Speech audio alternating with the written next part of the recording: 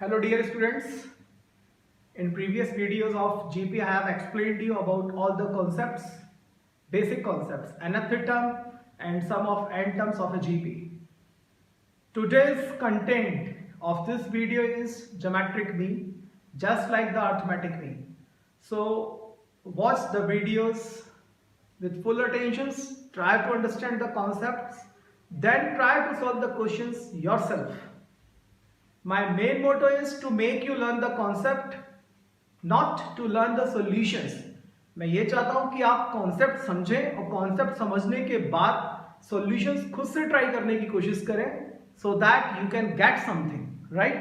तो अब हम बात करेंगे ज्योमेट्रिक मीन की. What is the geometric mean? Example लिया मैंने, आपको एक समझाता हूँ. एक ज्योमेट्रिक मीन की अगर हम बात कर रहे हैं, let A and B have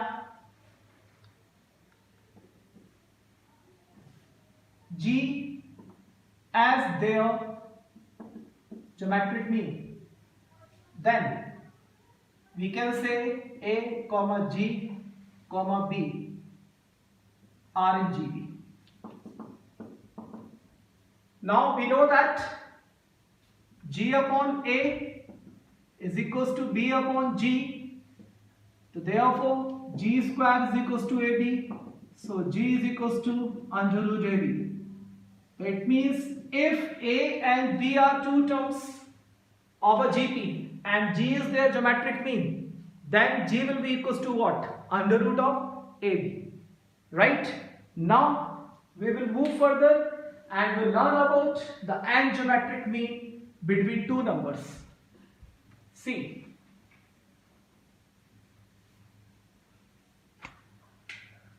Let A and B are the first and last term of a GP. Let A and B are the first and last term of a GP. And geometric mean are inserted between them.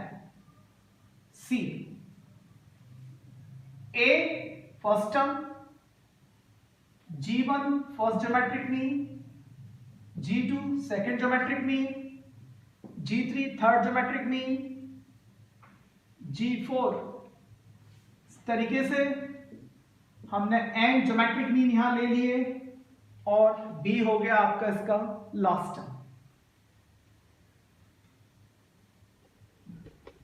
See, now we can say the given sequence is a GP according to the concept. We all know about the nth term of a GP. Nth term of a GP is given by an is equals to ar की power n minus 1.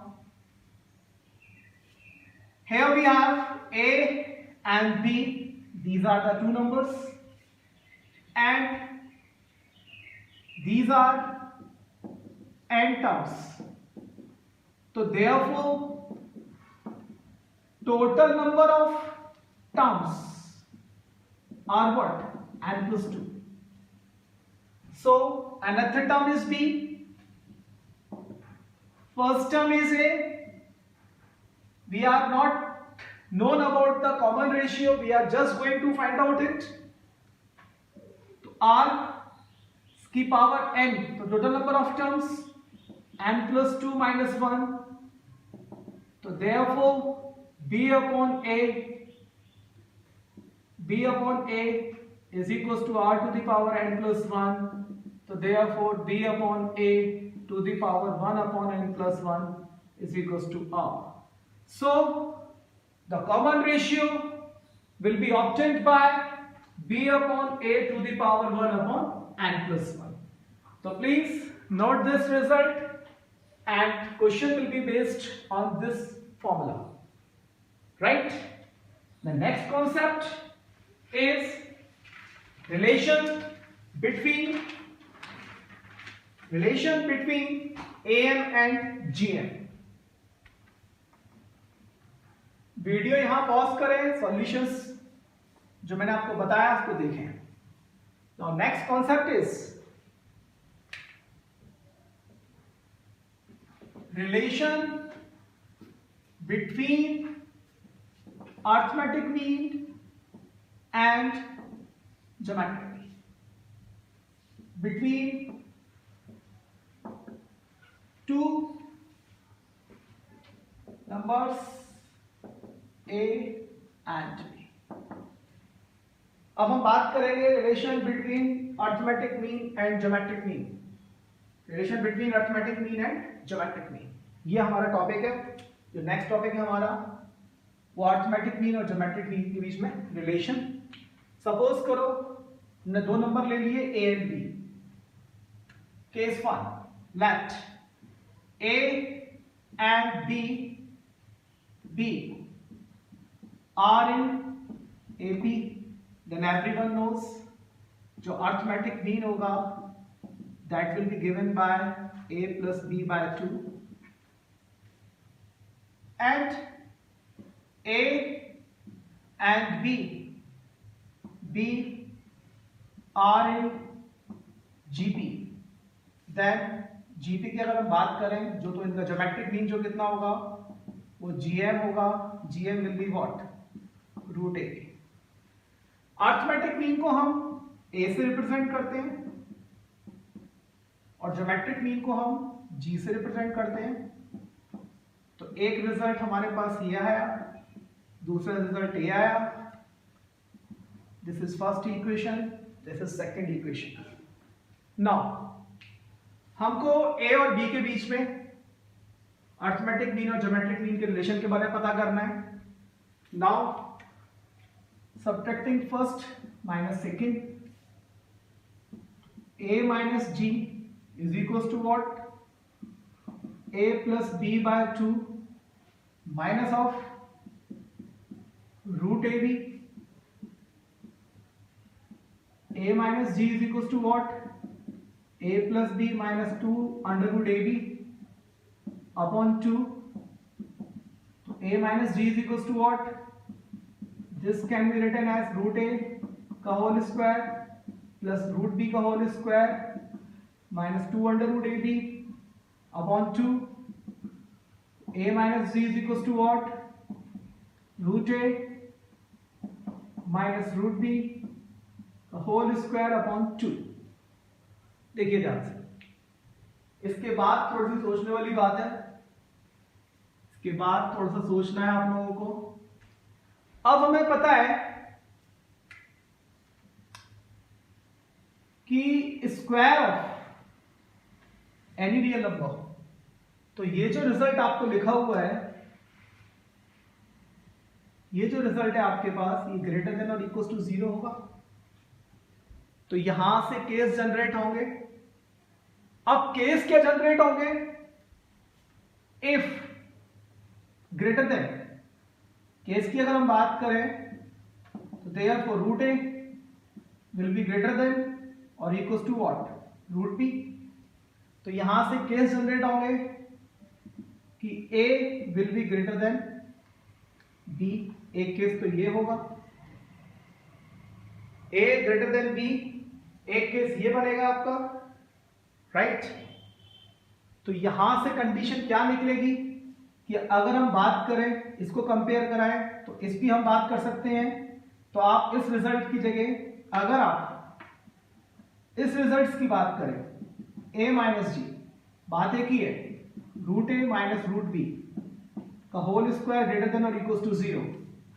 तो यहां से result क्या आया कि a is greater than और equal to g. दो output आ सकते हैं यहां से. एक a is greater than g, ये कंडीशन जब ही होगी जब a b से बड़ा होगा, और दूसरी कंडीशन जब ये इक्वल होंगे तो a इज इक्वल टू क्या हो जाएगा? g. वीडियो पॉज करें और रिजल्ट को नोट करें. यहां वीडियो पॉज करें, रिजल्ट को नोट करें. अगर a minus G greater than और इक्वल टू 0 है तो a इज ग्रेटर देन और इक्वल टू g, तो यहां से दो रिजल्ट आएंगे। एक, a is greater than g, तो अरिथमेटिक मीन जो है वो ग्रेटर देन होगा ज्योमेट्रिक मीन से, और दूसरी कंडीशन क्या, a is equal to g। This is only possible when a is equal to b। इसके बाद अब हम एग्जांपल्स करेंगे। तो आज का पहला example based on this concept is, देखिए,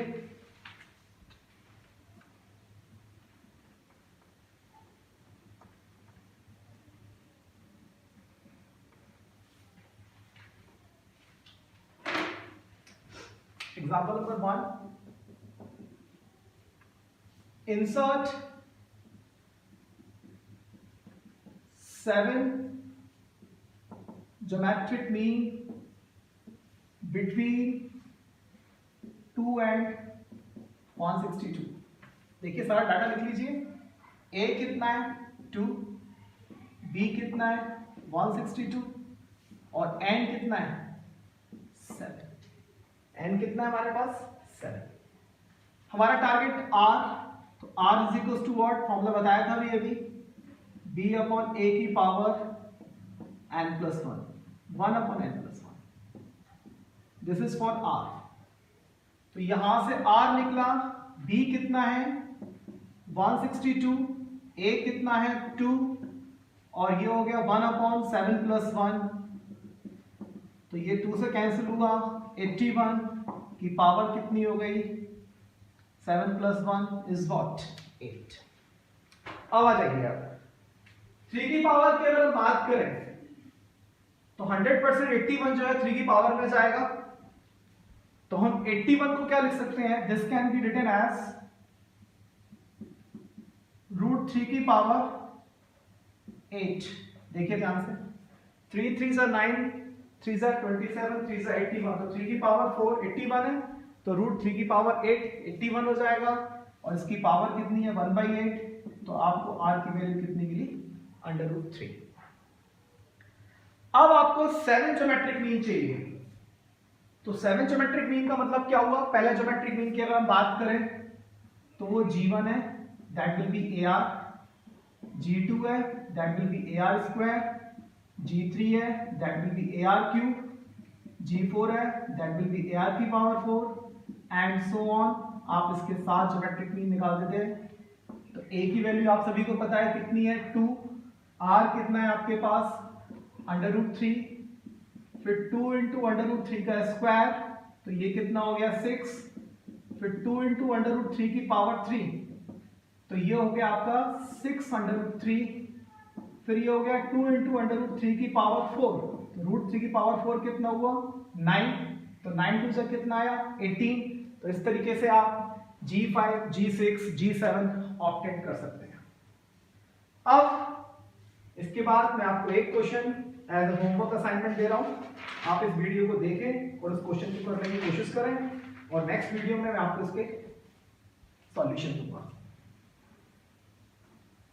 आप एनसीईआरटी से ज्योमेट्रिक मीन के क्वेश्चंस अटेम्प्ट कर सकते हैं, और ये एक अच्छा क्वेश्चन ये आपके होमवर्क के लिए है।